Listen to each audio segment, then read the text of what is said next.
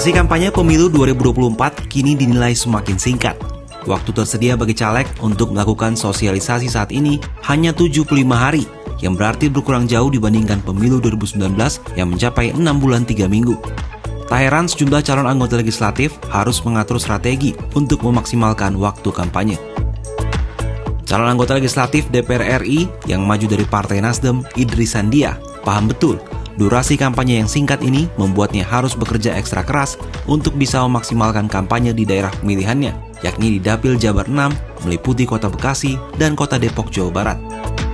Dalam wawancara dengan Kompas Selasa 9 Januari 2024 di Depok, Jawa Barat, Idris mengungkapkan tantangan pemilu kali ini. Dengan total daftar pemilih tetap atau DPT mencapai hampir 3 juta pemilih yang tersebar di 23 kecamatan dan 119 kelurahan dan sekitar 12.000 TPS, waktu 75 hari kampanye dianggap tak cukup untuk menjangkau semua wilayah. Untuk mengatasi hal ini, Idris pun berinisiatif membentuk kelompok sukarelawan yang membantunya melakukan kampanye. Idris dan tim suksesnya membagi kategori sukarelawan menjadi 2 kelompok. Yang pertama, sukarelawan di dalam wilayah Dapil. Mereka adalah warga lokal di Dapil yang bertugas mengumpulkan massa dan memberikan sosialisasi maupun pendidikan politik kepada calon pemilih. Kelompok lainnya ialah sukarelawan muda. Mereka terdiri dari anak-anak muda yang berdomisili di Kota Bekasi dan Kota Depok. Tugas utama kelompok ini adalah mengenalkan sosok Idris Sandia sebagai caleg melalui kegiatan door-to-door ataupun kampanye media sosial. Untuk memastikan para sukarelawan mendapat pemahaman politik yang baik sebelum terjun ke lapangan, mereka dibekali pelatihan. Relawan itu adalah simpul-simpul kita berkomunikasi dengan masyarakat. Kalau kita disuruh nyentuh masyarakat 200.000 orang, tidak ada simpulnya, saya rasa nggak mungkin. Dan nanti ketika sudah kita dilantik, simpul-simpul itu sendiri yang akan menurunkan program-program dari pemerintah ke masyarakat. Yang bisa menampung aspirasi masyarakat yang melalui simpul-simpul.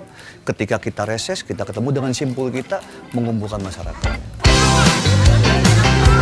Saat ini ada sekitar 1.000 orang sukarelawan Idris yang tersebar di berbagai wilayah di Kota Bekasi dan Depok.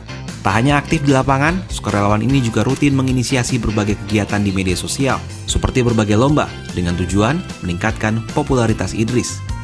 Meski para sukarelawan bisa membantu mendongkrak popularitas caleg, tetapi Idris mengakui cara paling efektif meningkatkan elektabilitas, yakni dengan berinteraksi secara langsung kepada masyarakat.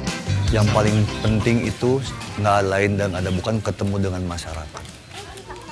Itu dia, sapa warga. Sapa warga. Warga yang kita sapa itu yang sudah ketemu dengan relawan-relawan kita, memperkenalkan kita. Setelah diperkenalkan, kita populer, baru kita ketemu. Sehingga mereka tahu, oh ini orang. Karena kalau populer doang, belum tentu mereka mau memilih kita.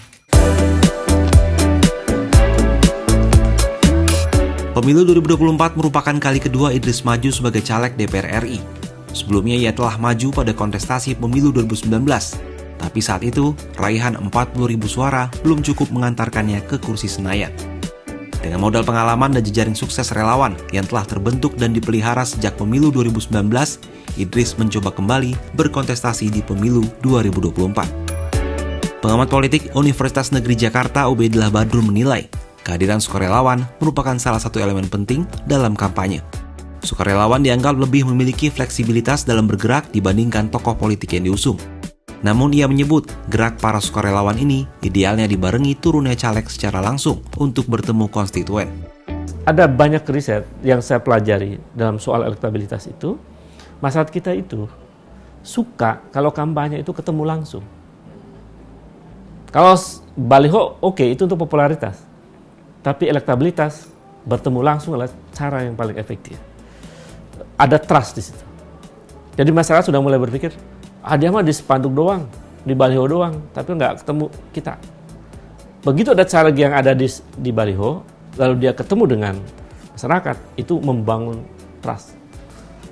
Ada tambahan kepercayaan dari masyarakat. Dan nah, inilah caleg yang benar, mau ketemu, mau dengerin rakyat, mau berdialog, mau berdiskusi, dan ada komitmen misalnya untuk memperjuangkan keinginan rakyat.